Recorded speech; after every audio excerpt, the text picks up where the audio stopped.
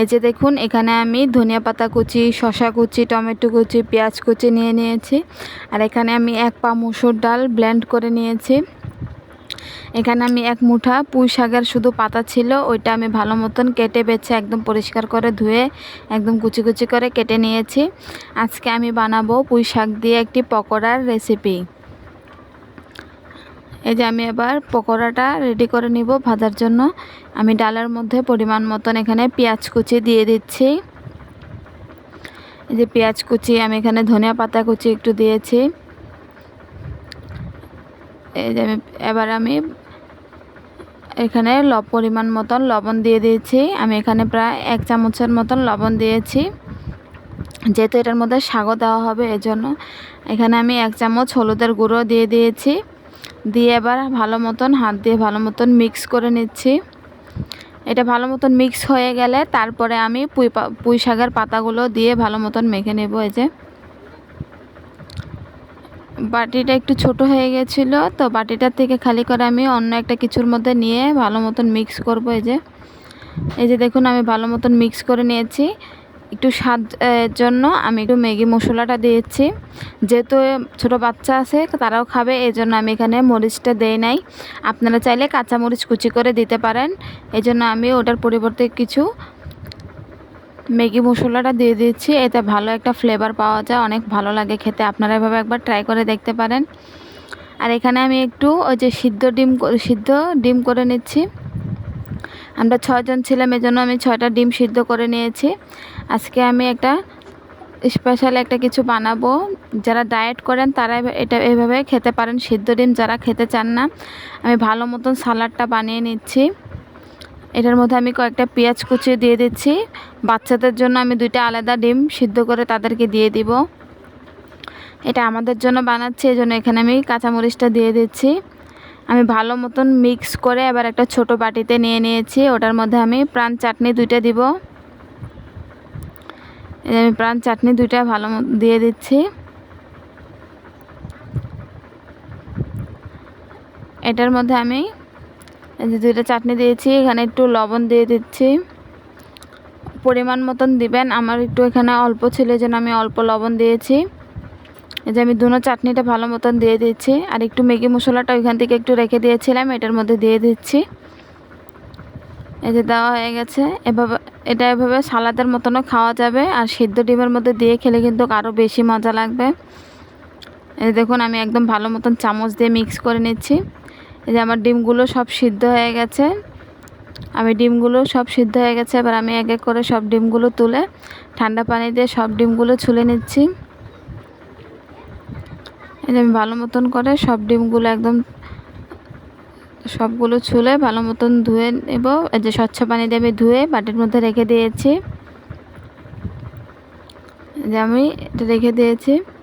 এটা সন্ধ্যার নাস্তা কিংবা সকালের নাস্তা হিসেবে বানানো যায়, ভীষণই মজা হয় খেতে। এবার আমি পকোড়াগুলো সব ভেজে নিব। আমি এখানে তেল নিয়ে নিয়েছি, সয়াবিন তেলটা দিয়ে তারপর আমি এক এক করে পকোড়ার শেপ করে দিয়ে দিচ্ছি। এই যে বাচ্চারা সবজি খেতে চায় না, এভাবে করে বাচ্চাদেরকে খাওয়ানো যায়, অনেক মজা করে খাবে। এই যে দেখুন আমি সবগুলো দিয়ে দিচ্ছি, দিয়ে এক এক করে আমি ভেজে নিব। আমি বেশি করে সবগুলোই দিয়ে দিব, যাতে 2-3 বার ভাজলে হয়ে যাক, বারবার যাতে না ভাজতে হোক। যে আমি পুরাটা ফ্রাই প্যানের মধ্যে আমি পকোড়াটা দিয়ে দিয়েছি অনেকগুলো একসাথে। এবার আমি এপিট ওপিট করে ভালো মতন ভেজে নেব। এই যে আমার এক পিঠ হয়ে গেছে, এবার আমি একটু উল্টে দিব। এই যে আমি ভালো মতন লাল করে একটু ভেজে নেব। একটু লাল করলে একটু মজা হয় খেতে বেশি। এই যে দেখুন আমার পকোড়াটা কিন্তু ভাজা হয়ে গেছে। খেতে কিন্তু ভীষণই মজা হয়, আপনারা একবার ট্রাই করে দেখবেন। এই যে আমি এবার এক এক করে সবগুলো নামিয়ে নিয়েছি। এই যে দেখুন এভাবে পকোড়াগুলো খেতে কিন্তু ভীষণ মজা হয়েছিল, বাচ্চারা অনেক মজা করে খেয়েছে তারা। এই যে দেখুন এবার আমি সবগুলো একসাথে করে সাজিয়ে নেব। আমরা একটা ছবি দেখব আর ওটার সাথে বসে বসে সবাই মিলে একসাথে খাবো। আমি যে সালাডটা বানিয়েছিলাম ডিমগুলো মাঝখানে কেটে ওই সালাদগুলো আমি দিয়ে দিচ্ছি। এই যে দেখুন এইভাবে কিন্তু ডিমের মাঝখানে স্যালাড দিয়ে খেতে কিন্তু ভীষণই মজা হয়। আপনারা একবার ট্রাই করে দেখবেন। আমাদের চ্যানেলটাকে একটু সাবস্ক্রাইব করবেন, আমাদের পাশে থাকবেন সবে। এই যে দেখুন আমি সবগুলো বানিয়ে নিচ্ছি। আমি ডিমগুলো একটু বেশি কেটে নিয়েছিলাম, এই জন্য সব ডিমগুলো একটু ফেটে যাচ্ছে। এই যে, তবে খেতে কিন্তু ভীষণ মজা হয়েছিল। আপনারা একবার ট্রাই করে দেখবেন এভাবে। যারা সিদ্ধ ডিম একদমই খেতে চান না তারা এভাবে খেয়ে দেখবেন, হেলদিও আর অনেক মজা হয় খেতে।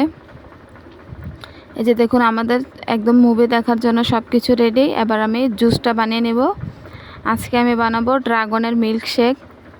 যে আমি এখানে প্রায় 1 কিলো ড্রাগন ছিল, আমি ড্রাগনগুলো এক এক করে ব্লেন্ডারের মধ্যে কেটে কেটে দিয়ে দিব। এই যে দেখুন, ড্রাগনটা আমাদের ঘরে মোটামুটি সবাই খায়, কিন্তু বাচ্চারা তেমন খেতে চায় না। এভাবে কিন্তু মিল্কশেক বানালে বাচ্চারা অনেক পছন্দ করে খাবে, দেখতেও অনেক সুন্দর লাগে, খেতে অনেক ভালো লাগে ড্রাগনের মিল্কশেকটা আর কি। এই যে দেখুন আমি এক এক করে সব ড্রাগনগুলো কেটে দিয়ে দিচ্ছি। এই যে আমি সব ড্রাগনগুলো দিয়ে দিয়েছি ব্লেন্ডার জারে।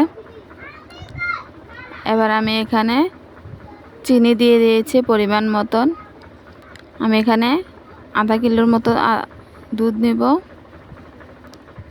এই যে আমি দুধ একটু কম দিয়েছি, নাহলে ব্লেন্ডারটা আবার উপর দিয়ে যদি পরে, এই জন্য দুধটা একটু কম দিয়ে দিয়েছি। পরে আমি আরও দুধ মিলাবো। এবার আমি এটার মধ্যে স্বাদ বাড়ানোর জন্য 2টা কফির প্যাকেটের থেকে 2টা কফি দিয়ে দিচ্ছি। এই যে আমার কফি দেওয়া হয়ে গেছে। এই যে আমি 2 প্যাকেট কফি দিয়ে দিয়েছি। দিয়ে এবার আমি ঢাকনাটা লাগিয়ে এবার একটু ব্লেন্ড করব। এই যে দেখুন আমি এবার ব্লেন্ড করে নিচ্ছি। ড্রাগনের মিল্কশেকটা দেখতে অনেক ইয়াম্মি লাগে, খেতেও কিন্তু অনেক ইয়াম্মি লাগে। আপনারা এভাবে একবার ট্রাই করে দেখবেন, বাচ্চারাও অনেক পছন্দ করবে। এই যে দেখুন কত সুন্দর লাগতেছে কালারটা। এই যে আমার জুস বানানো হয়ে গেছে। এবার আমি এটার মধ্যে কিছু বরফ দিয়ে দিচ্ছি। আমি এখানে কোনো পানি দেই নাই, এই জন্য অনেক ঘন হয়েছিল। এই যে কিছু বরফ দিয়ে দিয়েছি যাতে ঠান্ডা ঠান্ডা খেতে অনেক মজা লাগবে। এই যে দেখুন আজকে আমাদের সিম্পল নাস্তা সন্ধ্যাবেলার। আপনারা এভাবে একবার ট্রাই করে দেখতে পারেন। সবাই ভালো থাকবেন, আমাদের